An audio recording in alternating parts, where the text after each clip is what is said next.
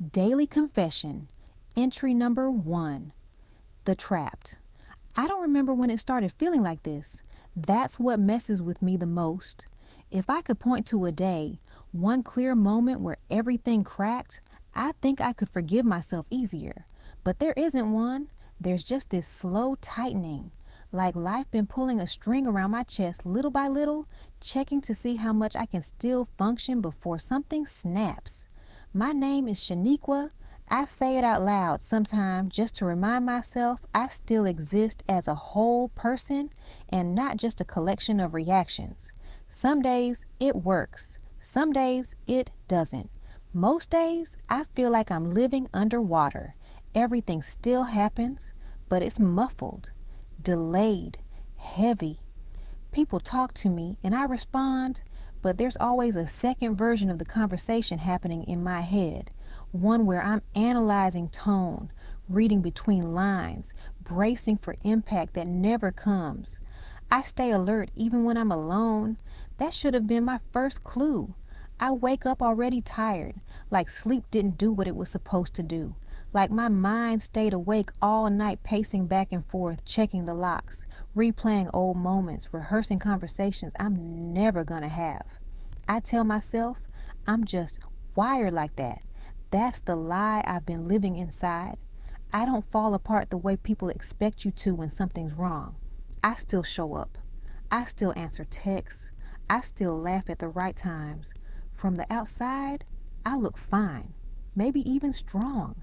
But inside, I feel contained, pressed in, like there's no room to stretch or breathe or take up space without apologizing for it. I learned early how to make myself small without disappearing completely, how to be present but not demanding, how to listen more than I speak, how to absorb tension and call it maturity. People praise you for that. They don't see the erosion. The trap isn't loud, it's quiet, it's routine. It's waking up and already negotiating with the day.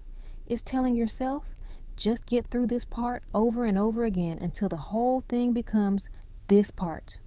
I didn't realize I was trapped because nothing around me looked dramatic. No chaos, no emergency, just a constant low-level heaviness that never fully lifted. That kind of pressure messes with your sense of reality. You start thinking, maybe this is just what being alive feels like. Maybe everyone is secretly exhausted. Maybe joy is supposed to be brief and conditional. Maybe peace is something other people get because they earned it better. I became loyal to discomfort. That's the ugliest truth. I stayed in situations that drained me because at least they were familiar. I chose predictability over relief. I tolerated confusion because clarity felt like confrontation, and confrontation felt dangerous.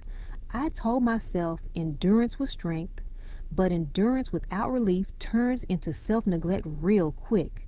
There are moments, small ones, where the trap shows itself, like when I'm alone in my room and the silence feels too loud, or when I catch myself holding my breath for no reason, or when the thought of explaining how I feel sounds more exhausting than staying quiet. Sometimes I imagine leaving everything behind, not running away in a dramatic way, just disappearing for a while, no messages, no expectations, no versions of myself to maintain. That thought scares me when I sit with it too long. Not because I want to die, because I want rest so badly that non-existence sounds like relief. That's when I know something is wrong. Bray notices before anyone else. She always does. She doesn't ask questions the way people usually do. She just says things like, "You've been quiet lately," or "You don't sound like yourself," like she's reporting the weather instead of diagnosing me. Sometimes she sits next to me without talking. Sometimes she lets me ramble until my words start folding in on themselves. She never rushes me to feel better, never tries to fix it. That makes it harder, because when someone doesn't rush you, you don't have anywhere to hide. The other day she said, "You ever feel like you living on pause but still aging?" That sentence hit me harder than it should have, because yes, exactly that. I feel suspended, Like my life is happening, but I'm not fully inside it. Like I'm waiting for permission to start living the part that actually belongs to me. I don't know when I learned to associate peace with danger, or why rest makes me feel guilty, or why I flinch at the idea of wanting more. All I know is that the trap didn't come from one bad decision. It came from years of adapting to moods, adapting to expectations, adapting to environments that rewarded silence and punished need. I became so good at coping that I forgot how to ask myself what I actually feel. And now, when I stop moving, when I sit still long enough to listen, the truth presses in from all sides. I'm not okay. I've just been managing my tone, managing my reactions, managing how much of myself I let leak out at once. That kind of control takes a toll. Tonight, I'm not trying to escape. I don't even know what escape would look like yet. I'm just sitting with the awareness that something inside me has been asking for air for a long time, and ignoring it hasn't made it go away. The trap isn't locking me in with force, it's holding me with habit, and that might be the hardest thing to break. I don't have answers tonight, just honesty, and for now, that's all I can offer myself. I thought naming it would help, that once I admitted I was trapped, something would loosen, like the walls would back up a little, like air would rush in and make room for me to breathe again. That didn't happen.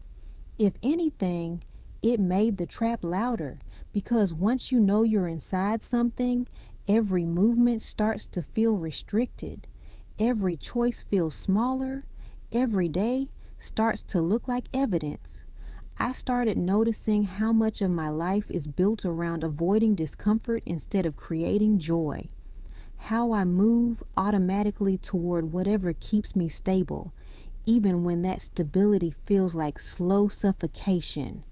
I don't chase happiness, I chase quiet, and quiet has a cost. Some nights I lay in bed and replay my own life like I'm watching footage of someone else. I zoom in on moments where I could have chosen differently, then rewind when it hurts too much to keep watching. I keep thinking, if I could just understand myself better, maybe I could fix this. But understanding hasn't saved me yet. It just made me more aware of how long I've been living like this. I don't know when rest started feeling unsafe, when slowing down started feeling like failure, when wanting more started sounding like entitlement instead of instinct. All I know is that whenever things get too quiet, my chest tightens, like my body doesn't trust peace, like it's waiting for something bad to follow. That's when the destructive thoughts creep in. Not loud, not violent, just persistent. You're wasting time. You're behind. Everyone else figured it out already. You don't get to stop. Those thoughts don't scream. They whisper, and whispers are harder to fight.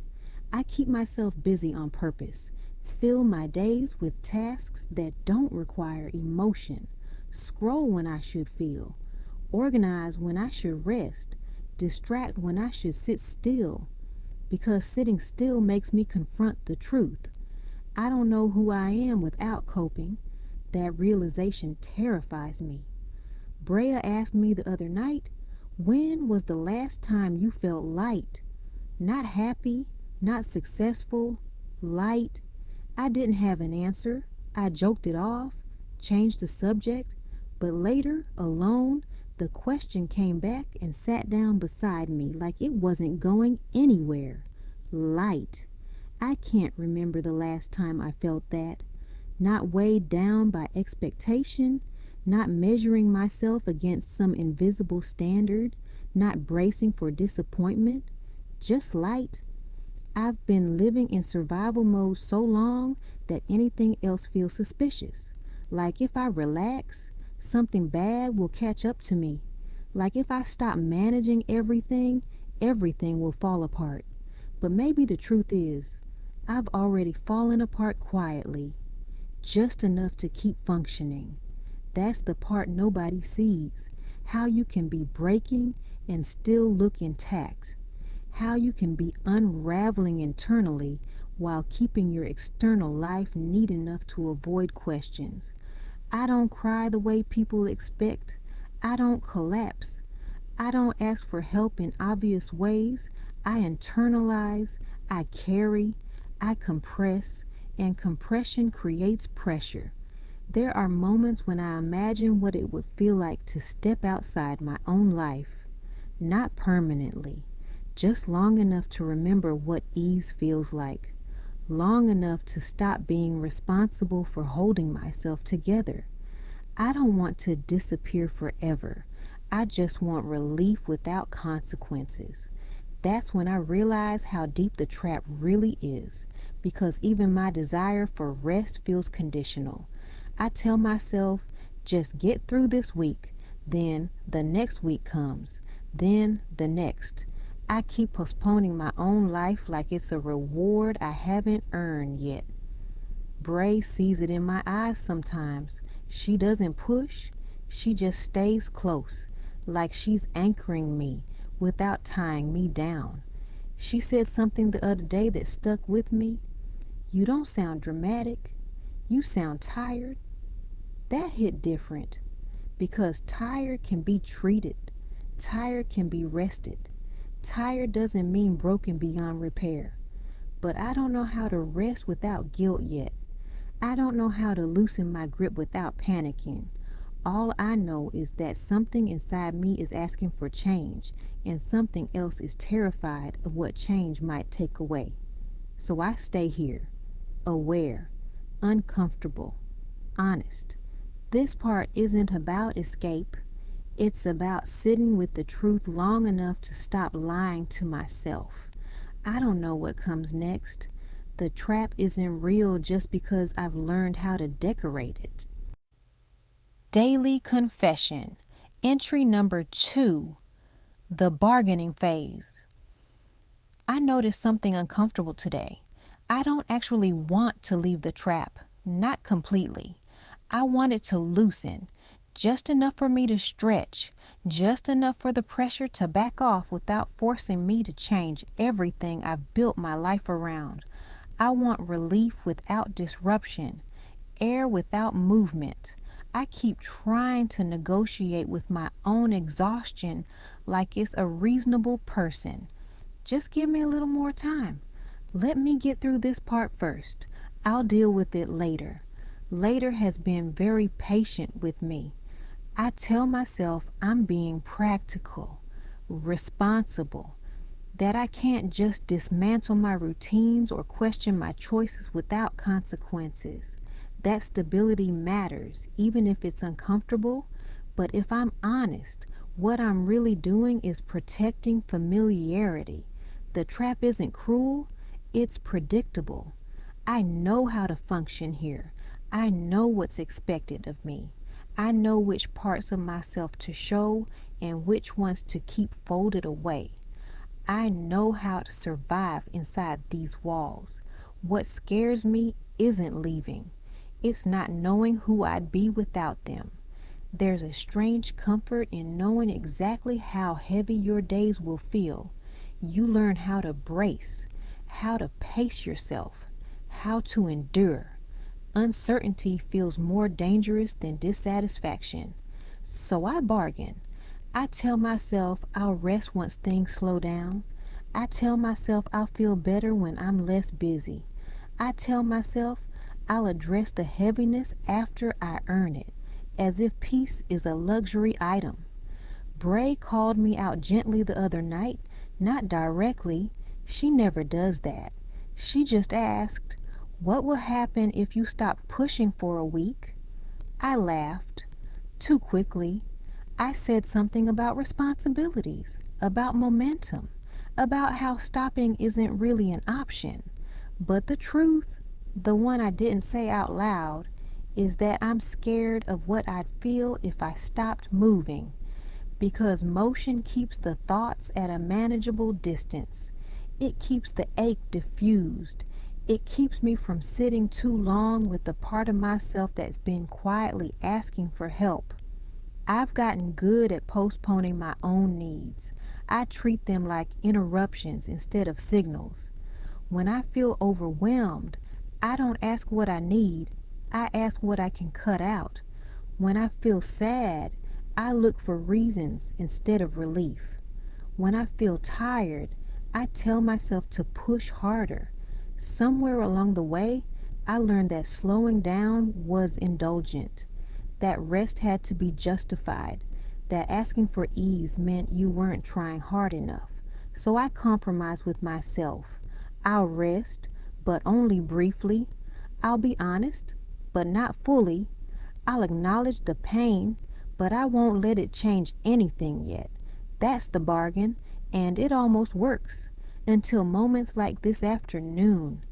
I was sitting alone, doing nothing particularly important, and I felt this wave of sadness come out of nowhere. Not sharp, not dramatic, just heavy and uninvited. Like my body finally found a gap in my schedule and rushed in with everything I've been avoiding. I didn't distract myself right away. I let it sit. That was new. It felt uncomfortable, like leaving a door open during a storm. Thoughts started surfacing that I usually keep buried under productivity and noise. How long have you been this tired? What are you afraid will happen if you stop? Who taught you that survival was enough? I didn't have answers, just tension. I realized something then. Bargaining is still a form of resistance. It's a way of acknowledging the problem without committing to change. It's how you stay stuck while convincing yourself you're being reasonable. I'm not ready to tear everything down, but I'm starting to see that staying exactly where I am is costing me more than I admit. The trap doesn't demand loyalty. I give it willingly, because it feels safer than the unknown. Tonight, I'm not making promises. I'm not planning exits. I'm not declaring transformation. I'm just noticing the negotiation. And noticing feels like the first crack. When the bargaining stops working, I tried to keep the bargain today. That was the plan. I told myself I'd do just enough to feel productive, enough to justify staying exactly where I am. I stacked my day with small tasks, manageable ones, the kind that let you feel competent without asking anything emotional of you. And for a while, it worked. I moved through the morning on autopilot, answered messages, checked things off, made myself look functional from the outside.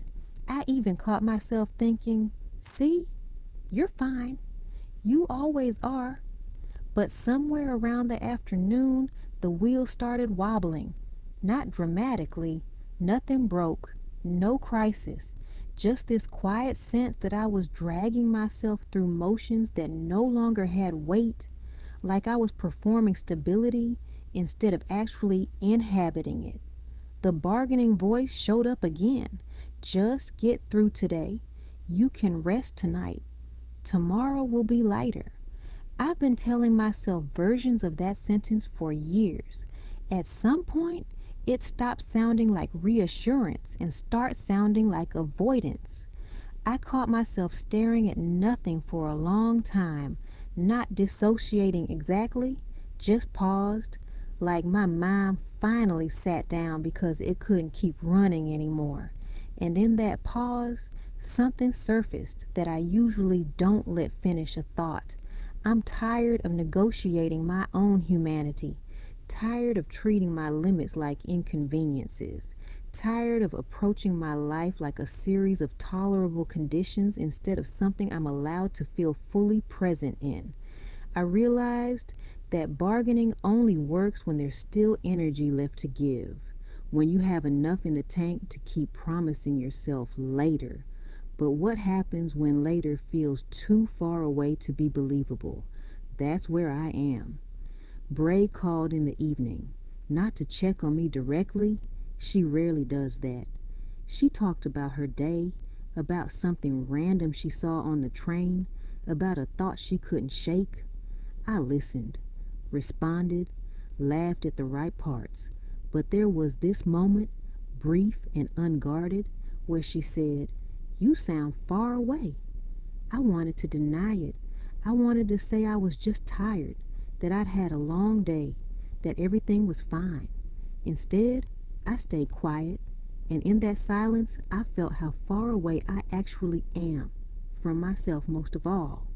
After we hung up, I sat with that feeling longer than I wanted to.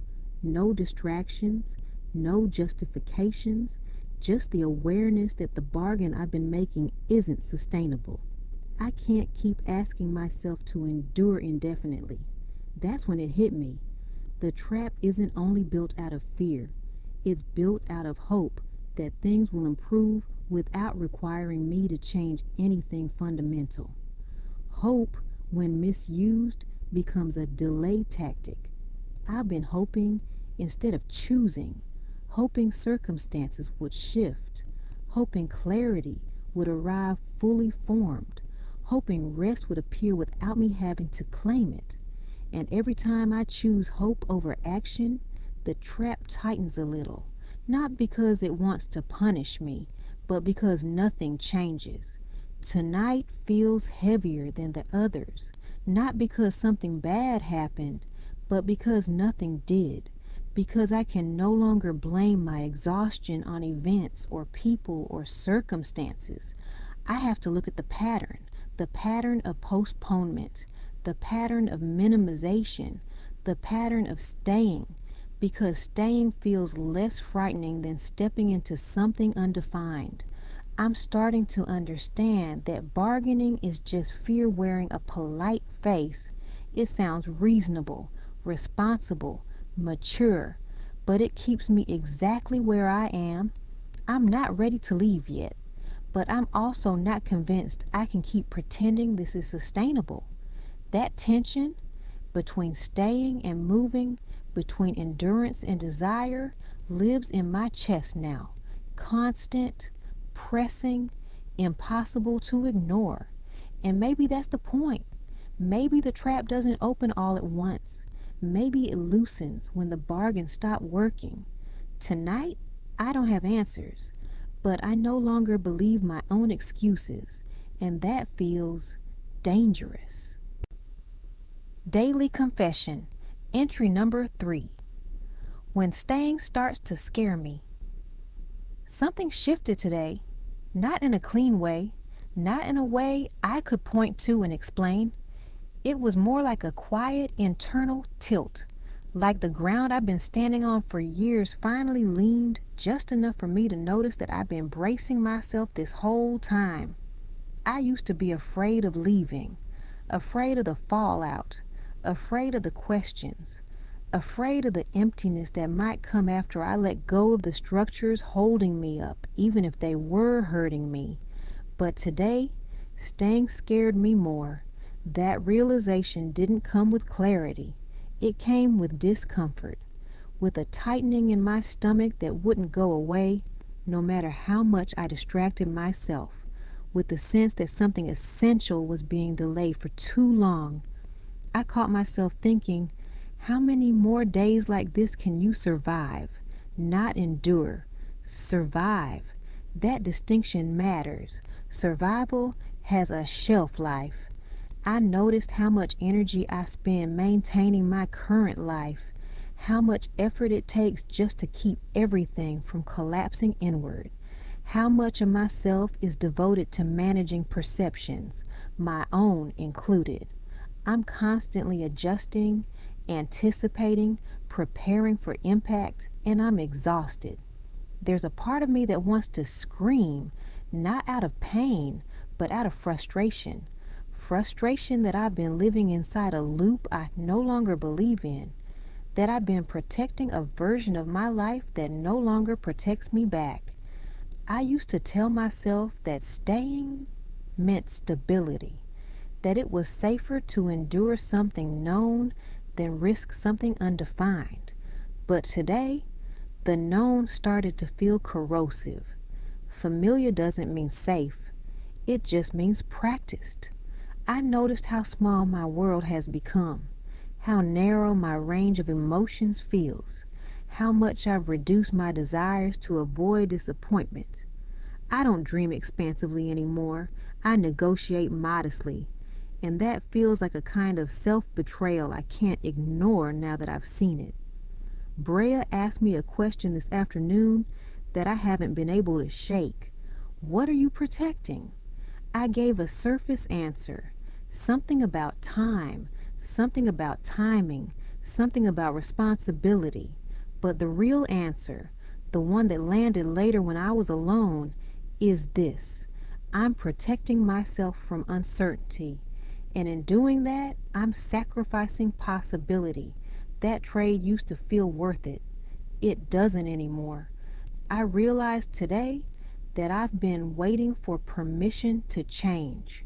Permission from circumstances, from people, from some imaginary future version of myself who has it all figured out.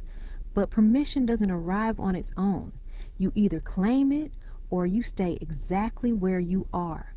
That thought terrifies me because claiming permission means accountability. It means accepting that staying is also a choice, one I've been actively making, even when I tell myself otherwise. I don't have a plan yet. I don't know what leaving looks like. I don't know which parts of my life will survive the shift and which ones won't. All I know is this. The trap no longer feels neutral. It feels dangerous. Dangerous because it's convincing me that this version of my life is all there is. Dangerous because it's shrinking my imagination. Dangerous because it's teaching me to settle for survival when I know I'm meant for something more expansive, even if I can't name it yet. Tonight, I'm sitting with fear on both sides. Fear of leaving, fear of staying. But for the first time, the fear of staying feels heavier, and I don't know how long I can carry it. Daily confession, entry number 3, part 2. After the fear lands. The fear didn't leave after I named it. That's what surprised me. I thought once I admitted that staying scared me, something would release. Like the truth itself would do the works. Like awareness was supposed to be enough, it wasn't. The fear didn't run. It sat down. It made itself comfortable in my chest, in my jaw, in the way my shoulders stay lifted even when I'm trying to relax. It didn't feel urgent anymore. It felt settled, like it had been waiting for me to finally notice it so it could stop pretending. I moved through the rest of the day slower than usual, not intentionally. My body just refused to rush. Every task felt heavier, like it required a conscious decision instead of habit. That's when it hit me. I've been running on momentum for years. Not desire, not purpose, momentum. The kind that keeps you moving long after the reason disappears. The kind that feels safer than stopping, because stopping would mean feeling everything all at once. I sat on my bed this evening and tried to imagine what it would look like if nothing changed. If I stayed exactly where I am, doing exactly what I've been doing, telling myself exactly the same stories about patience and timing and practicality. The image didn't scare me because it was dramatic. It scared me because it was quiet. It was me 5 years from now, still managing, still functioning, still tired, still waiting for some internal permission that never actually arrives. That image felt heavier than any unknown future I could imagine. I realized then that the trap isn't just about fear, it's about erosion, about the slow wearing down of expectation, about accepting less, not because you want less, but because wanting more started to feel pointless. I've been telling myself I'm being realistic, but realism without hope turns into resignation, and I don't want to resign from my own life. Bray texted me something small tonight, nothing deep, just a check-in, a sentence that ended with, "No pressure to reply." That line stayed with me. No pressure. I don't know when pressure became the default lens through which I see everything. Pressure to perform, pressure to respond correctly, pressure to not disappoint, pressure to keep it together. Even my inner life feels governed by rules I never agreed to. I started wondering who I'd be if I wasn't constantly preparing for something to go wrong, if I wasn't bracing for disappointment as a form of self-protection, if I trusted myself enough to believe I could handle change, even if it was messy. That thought scared me, but it also softened something, because underneath all the fear, I realized there's a quiet part of me that isn't panicking.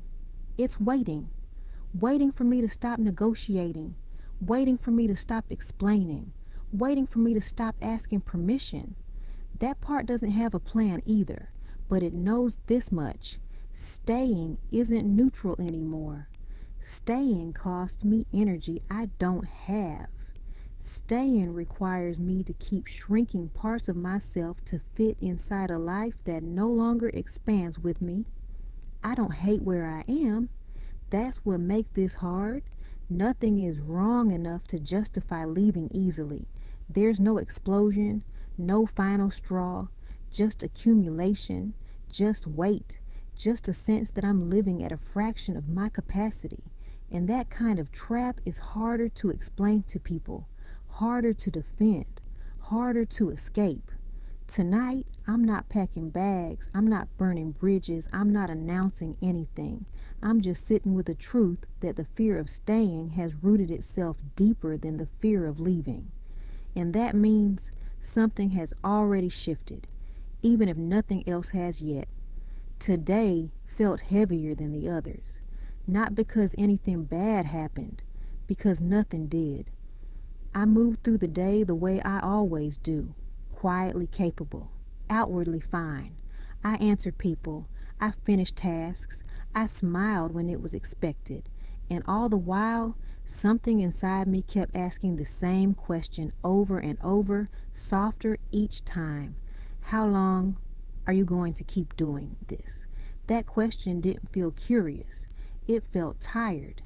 I noticed how much effort it takes just to stay neutral, not sad, not hopeful, just suspended in the middle, holding everything steady so nothing spills. That kind of balance takes constant attention. One wrong move and the whole thing tips. I'm starting to realize that staying isn't passive. It's work. Work I never clock out of. Work that doesn't pay me back.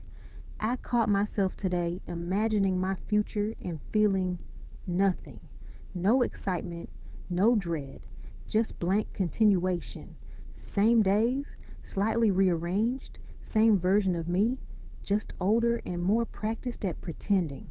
That scared me more than any disaster ever could, because disasters force change. This just erodes you quietly. I don't think I'm afraid of leaving anymore. I think I'm afraid of admitting how much staying has already taken. There's a grief in that realization. Grief for the energy I spent enduring instead of choosing. Grief for the parts of me that went quiet so the rest could function. I don't have a plan tonight. I don't have courage yet. But I do have this truth sitting heavy in my chest. If nothing changes, something in me will disappear. And I don't think I'm willing to lose that part anymore. Saying that didn't feel brave.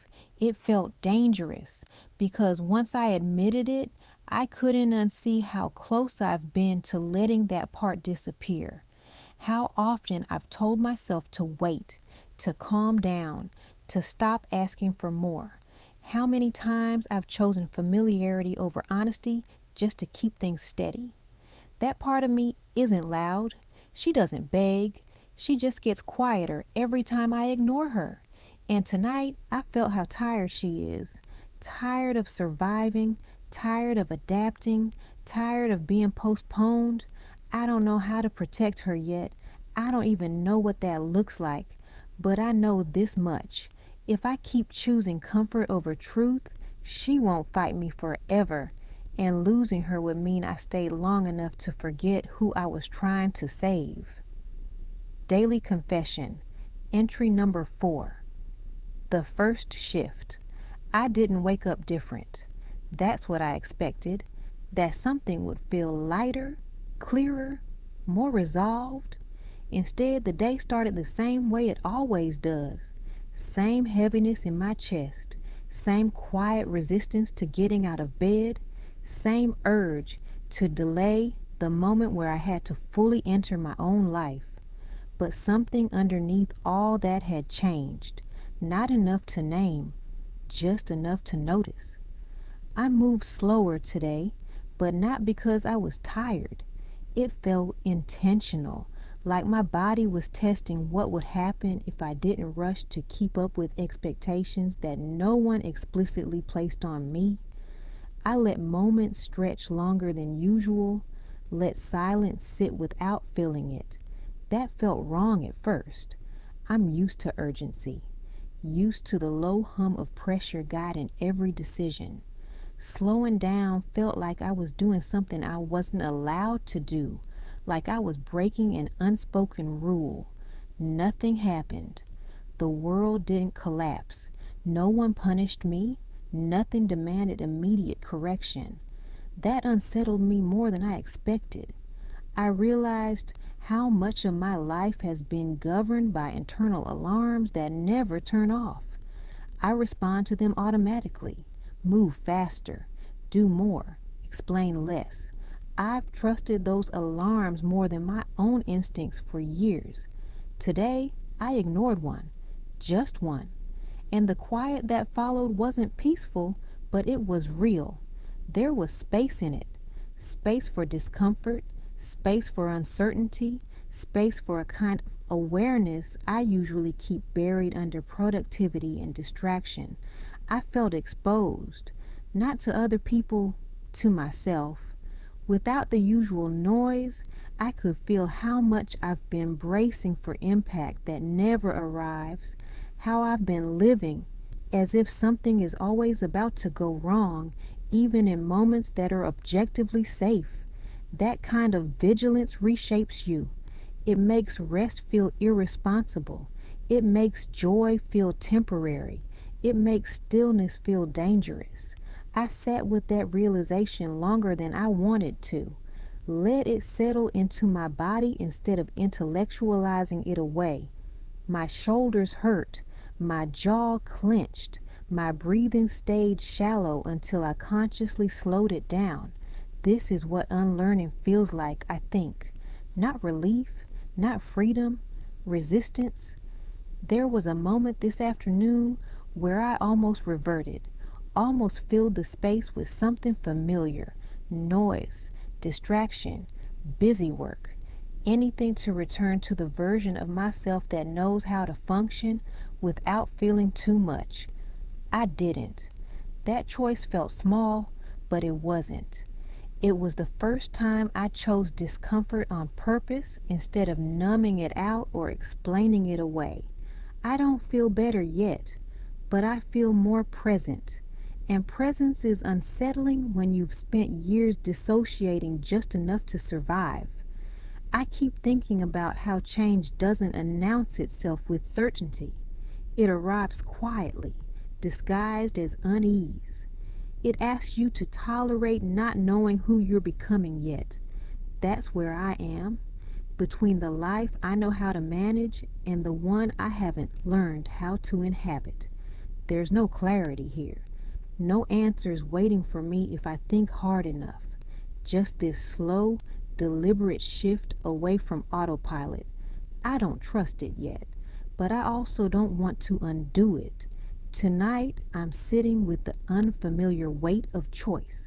Not a big one, not a dramatic one, just the realization that staying still now requires effort, and that feels like the beginning of something I can't unsee. Daily Confession, entry number 4, part 2. The resistance. I didn't expect the pushback to come from inside me.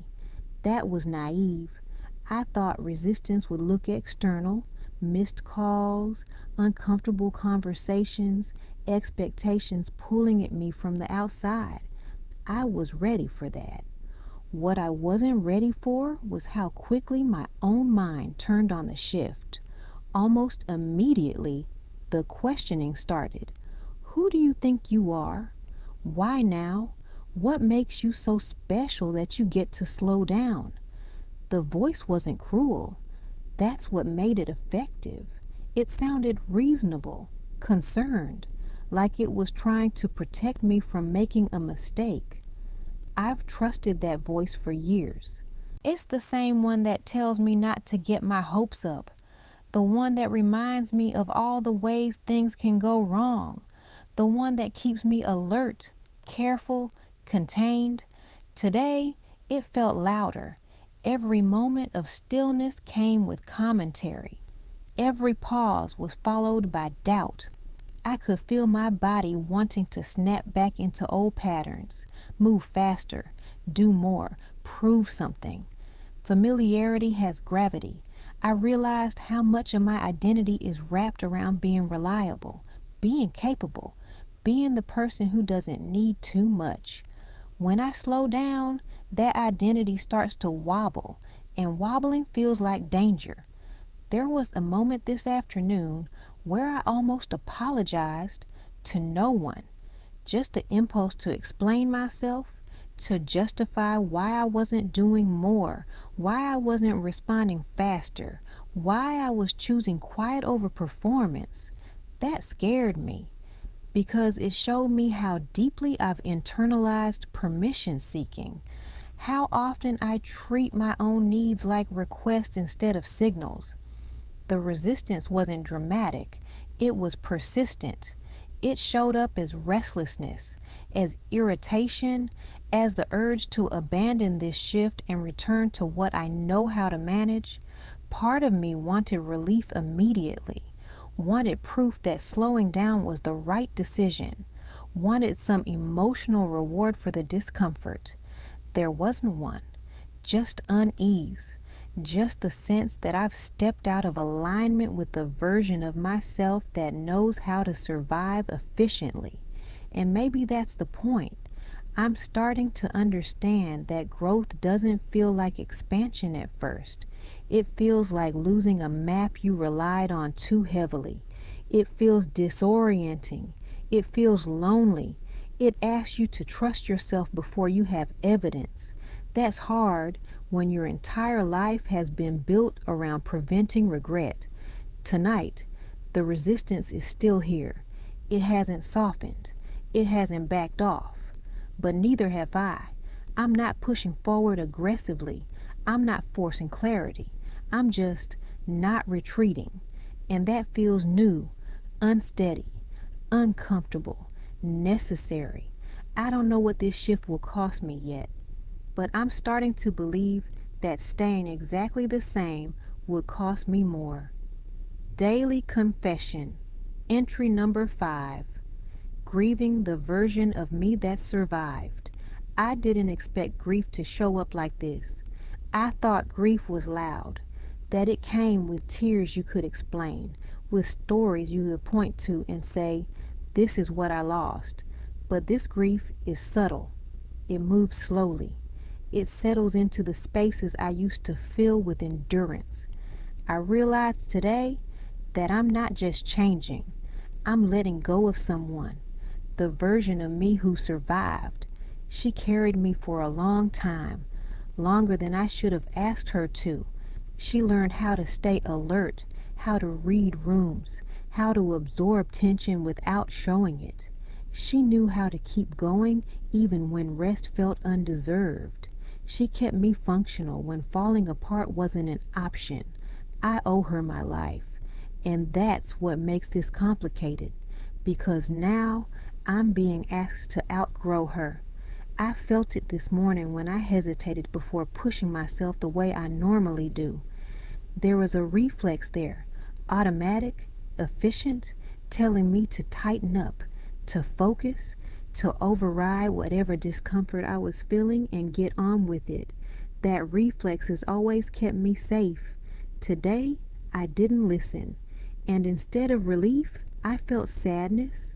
Sadness for how much she's been through, for how long she believed she had to do everything alone, for how often she silenced herself so I could make it through another day intact.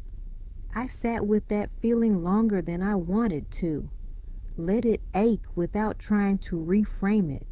Let it be what it was, gratitude mixed with mourning. There's a part of me that feels guilty for wanting more now, like I'm betraying the version of myself that endured so much just to get me here. Like choosing softness somehow invalidates all that effort. But I'm starting to understand something important. Survival isn't meant to be permanent. It's a phase, a response, a bridge. And bridges aren't places you live. I don't need to erase who I was. I don't need to pretend that strength didn't matter.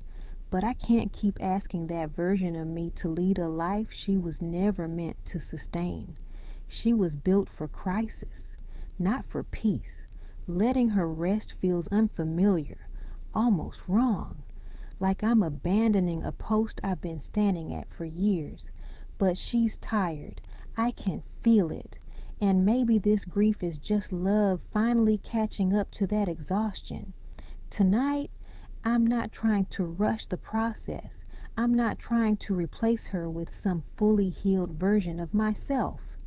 I'm just acknowledging that something has ended, even if nothing dramatic happened, that the chapter of constant vigilance is closing, quietly, without applause, without certainty, and that deserves to be honored. What comes after? Survival. After I named the grief, I felt empty in a way I wasn't prepared for. Not relieved, not lighter, just vacant. It's strange how survival fills so much space in your life that when you stop gripping it, there's a silence where it used to live, a pause where your instincts used to be loud. I didn't know what to do with that pause. I kept reaching for old habits out of reflex, tightening my schedule, reasserting control, telling myself to be practical. But those moves didn't land the same way. They felt like muscle memory without purpose. That scared me, because if survival isn't driving me anymore, I have to ask what is. I realized how much of my identity was shaped by endurance, being the one who could handle it, being the one who didn't need much, being the one who stayed standing when others collapsed. That version of me had clarity, simple, harsh clarity, but clarity nonetheless. This new space doesn't. It asks questions instead of issuing commands. It doesn't tell me what to do next. It just sits there, open, waiting for something more intentional to take shape. I don't know how to live without armor yet. There are moments when I miss it. Miss the sharp edges, the certainty, the sense of purpose that came from being needed by crisis. Grief isn't just about loss. It's about disorientation. I keep catching myself wanting to rush into the next phase, to define myself quickly, to give this transition a clean narrative so it doesn't feel so exposed. But every time I try, something inside me resists. Not now, it says. Not yet. I think I'm learning that healing isn't about replacement. It's about coexistence. Letting the part of me that survived step back without erasing her entirely. Letting her rest while I learn a different way to move through the world. That's harder than I expected, because rest doesn't come with instructions. It doesn't reward effort the way survival does. It asks for trust without proof. Tonight, the grief has softened into something quieter, less sharp, more reflective. I can feel appreciation settling alongside the sadness and understanding that I'm allowed to want a life that doesn't require constant resilience. I don't have to earn ease by suffering first. That thought still feels radical. I'm not done grieving. I probably won't be for a while, but I'm starting to see that this hollow space isn't empty. It's unfinished, and maybe that's okay. Daily confession. Entry number 6, living without instructions. I keep waiting for guidance to show up, not from a person, from inside me. Some clear directive that says, this is what you do now. I thought once I stopped surviving, something else would step in and take over. A calmer voice, a wiser instinct, a version of me that knows how to move without bracing. That hasn't happened. What I have instead is space, unmarked, unscripted, uncomfortable. I didn't realize how much of my life had been lived according to rules I never consciously chose. Stay alert. Don't need too much. Handle things quietly. Keep moving. Those instructions ran everything. They told me who to be and how to exist without asking whether I wanted that role. Now that I'm not listening to them the same way, I feel unsteady. There's no internal alarm clock pushing me forward. No pressure telling me I'm falling behind. Just this strange openness that doesn't offer praise or punishment. It simply waits. That waiting makes me anxious. I'm so used to measuring myself by output, by usefulness, by how well I can manage discomfort. When those metrics disappear, I don't know how to assess myself anymore. Am I doing enough? Am I wasting time? Am I allowed to be this slow? I don't have answers. What I do have is awareness of how deeply I distrust ease, how often I mistake calm for complacency, how quickly I look for something to fix even when nothing is technically broken. I caught myself today trying to manufacture urgency, adding tasks that didn't need to exist, creating pressure where there was none. It felt safer than sitting with the unknown. I stopped. That was harder than I expected, because stopping means accepting that this phase doesn't come with clear milestones. There's no checklist for learning how to live without armor, no timeline for when ease starts to feel natural. I think this is the part no one talks about, the in-between, not crisis, not resolution, just the quiet discomfort of becoming someone new without knowing who that will be yet. I'm learning that this phase requires a different kind of strength, not endurance, but patience, not vigilance, but trust, not self-control, but self-permission. Those muscles are underdeveloped in me, so everything feels awkward. I'm clumsy with my own needs, unsure how to listen to myself without translating everything into productivity or progress. I'm still tempted to rush ahead just to feel oriented again, but something in me is asking for restraint. Daily Confession, entry number 6, part 3. What growth actually looks like. I don't think growth feels the way people advertise it. It doesn't feel like constant confidence or endless clarity. It doesn't feel like waking up one day suddenly certain, healed, or invincible. If anything, real growth feels subtle, almost unimpressive if you're not paying attention. But when I look closely, I can see it. I'm making better decisions, even when they're uncomfortable.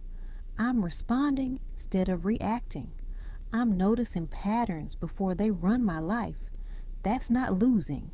That's winning quietly.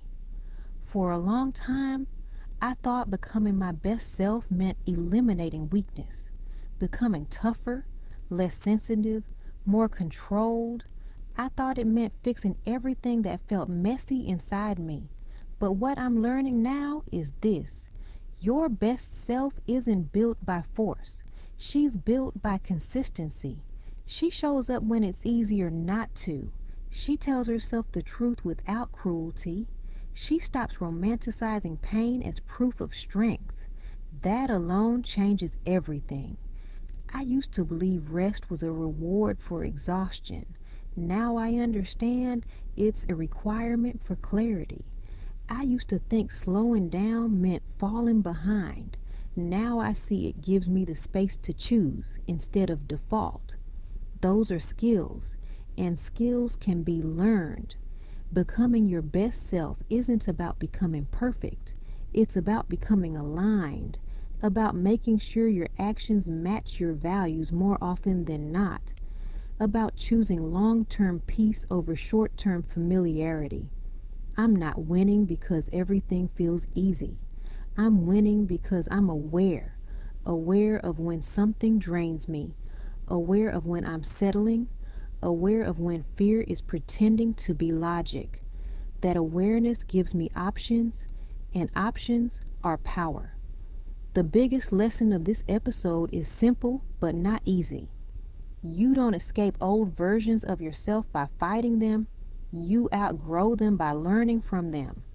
Every boundary I set is a small win. Every honest pause is a step forward. Every time I choose self-respect over self-abandonment, I'm building something that lasts. So if you're listening to this and wondering whether you're progressing or just surviving, ask yourself this. Are you more honest than you used to be? Are you more intentional than before? Are you choosing yourself even when it's inconvenient? If the answer is yes, even sometimes, you're already winning.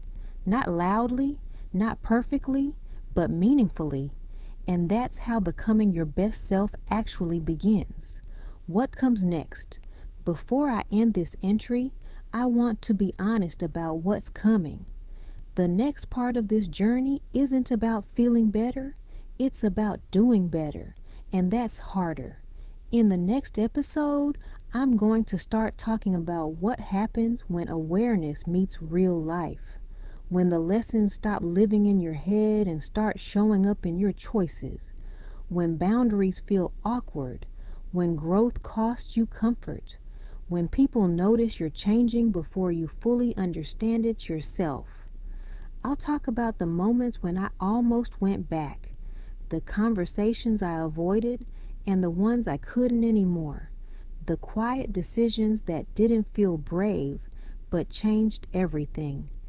You'll hear about what happens when self-respect starts replacing people-pleasing, when rest becomes non-negotiable, when choosing yourself means disappointing others, and learning to survive that without folding.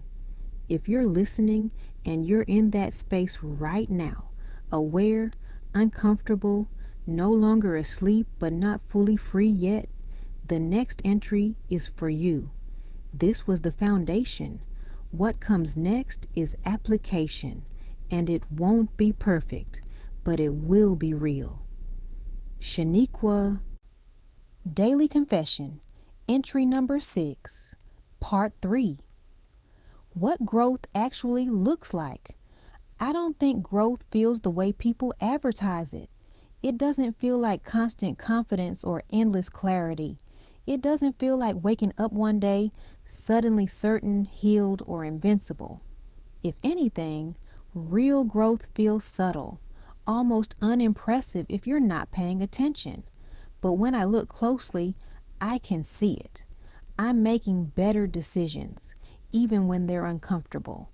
I'm responding instead of reacting. I'm noticing patterns before they run my life. That's not losing. That's winning quietly. For a long time, I thought becoming my best self meant eliminating weakness, becoming tougher, less sensitive, more controlled. I thought it meant fixing everything that felt messy inside me. But what I'm learning now is this. Your best self isn't built by force. She's built by consistency. She shows up when it's easier not to. She tells herself the truth without cruelty. She stops romanticizing pain as proof of strength. That alone changes everything. I used to believe rest was a reward for exhaustion. Now I understand it's a requirement for clarity. I used to think slowing down meant falling behind. Now I see it gives me the space to choose instead of default. Those are skills, and skills can be learned. Becoming your best self isn't about becoming perfect. It's about becoming aligned, about making sure your actions match your values more often than not, about choosing long-term peace over short-term familiarity. I'm not winning because everything feels easy. I'm winning because I'm aware of when something drains me, aware of when I'm settling, aware of when fear is pretending to be logic. That awareness gives me options, and options are power. The biggest lesson of this episode is simple but not easy. You don't escape old versions of yourself by fighting them. You outgrow them by learning from them. Every boundary I set is a small win. Every honest pause is a step forward. Every time I choose self-respect over self-abandonment, I'm building something that lasts. So if you're listening to this and wondering whether you're progressing or just surviving, ask yourself this. Are you more honest than you used to be? Are you more intentional than before? Are you choosing yourself even when it's inconvenient? If the answer is yes, even sometimes, you're already winning. Not loudly, not perfectly, but meaningfully. And that's how becoming your best self actually begins. What comes next? Before I end this entry, I want to be honest about what's coming. The next part of this journey isn't about feeling better. It's about doing better, and that's harder. In the next episode, I'm going to start talking about what happens when awareness meets real life. When the lessons stop living in your head and start showing up in your choices. When boundaries feel awkward. When growth costs you comfort. When people notice you're changing before you fully understand it yourself. I'll talk about the moments when I almost went back. The conversations I avoided. And the ones I couldn't anymore. The quiet decisions that didn't feel brave, but changed everything. You'll hear about what happens when self-respect starts replacing people-pleasing, when rest becomes non-negotiable, when choosing yourself means disappointing others, and learning to survive that without folding. If you're listening and you're in that space right now, aware, uncomfortable, no longer asleep but not fully free yet, the next entry is for you. This was the foundation. What comes next is application, and it won't be perfect, but it will be real. Before I go, what comes next? Before I end this entry, I need to say this. What I've been talking about so far, the awareness, the slowing down, the honesty, that's not the transformation. That's just the opening. In the next entries, the work stops being theoretical.